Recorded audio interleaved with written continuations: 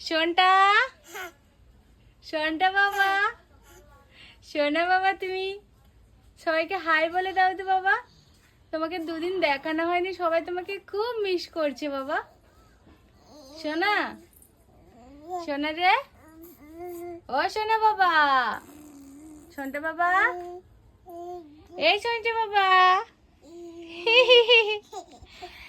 তো এই যে আমরা ভিডিও এখন থেকে শুরু করছি, চলো সারাদিন তোমাদের সাথে শেয়ার করব।